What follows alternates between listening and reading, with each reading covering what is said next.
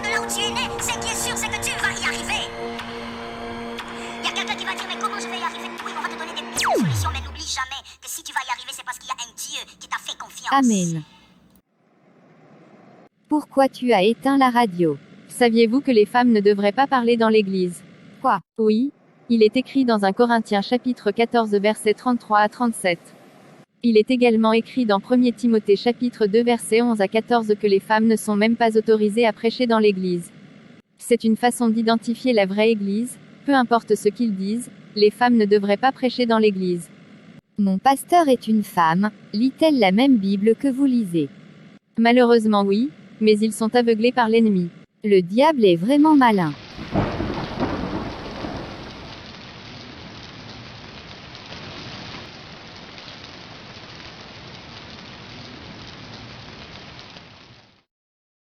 Mesdames et messieurs, bienvenue au grand débat pour votre âme.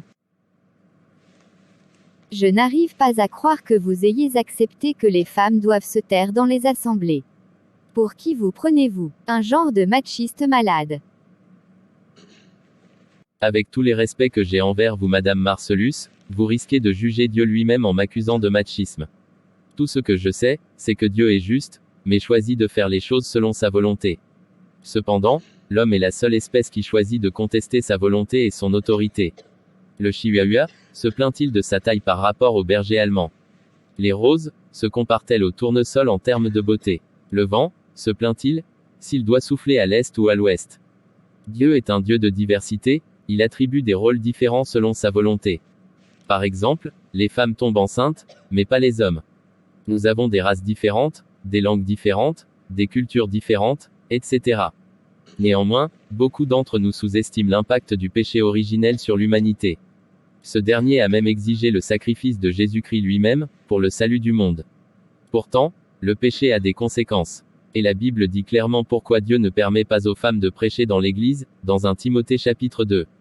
Le verset a commencé au verset 12 et dit: Je ne permets pas à la femme d'enseigner, ni de prendre de l'autorité sur l'homme, mais elle doit demeurer dans le silence. Car Adam a été formé le premier, Ève ensuite. Et ce n'est pas Adam qui a été séduit, c'est la femme qui, séduite, s'est rendue coupable de transgression. Je vous suggère de laisser Dieu faire les règles, pas nous. Il doit y avoir un malentendu. Pourquoi Jésus a permis aux femmes de le voir d'abord après sa résurrection, mais pas Pierre? De plus, Jésus les a envoyées annoncer sa résurrection. Il y a une grande différence entre annoncer une nouvelle et prêcher dans l'Église. Les femmes sont en effet autorisées à annoncer la parole de Dieu, mais non pas dans l'Église. En fait, de nombreux autres rôles sont attribués aux femmes, y compris celui de prophète. Cependant, Dieu leur a clairement interdit d'exercer ce rôle dans l'Église selon 1 Corinthiens 14 le verset 34. Il a même souligné que les gens qui prophétisent devraient être capables de contrôler leur esprit, dans 1 Corinthiens 14 le verset 32. Ainsi, ils doivent savoir où prophétiser. Dans Romains chapitre 16 versets 6 et 12. Paul a mentionné et crédité une liste de femmes pour leur travail pour le Seigneur. Cela suggère que les femmes peuvent jouer d'autres rôles différents dans l'Église. Lorsqu'une femme accepte le rôle qui lui est assigné dans l'Église, cela ne la rend pas inférieure ou supérieure, plutôt, une femme fidèle envers Dieu.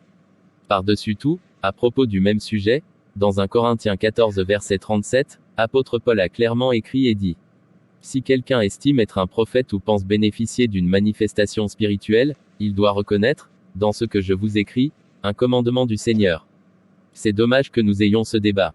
Car, l'ironie est que si vous dites à votre enfant de ne pas toucher une surface chaude, quels que soient les raisonnements qu'il utilise, et touche cette surface, lui seul fera face aux véritables conséquences.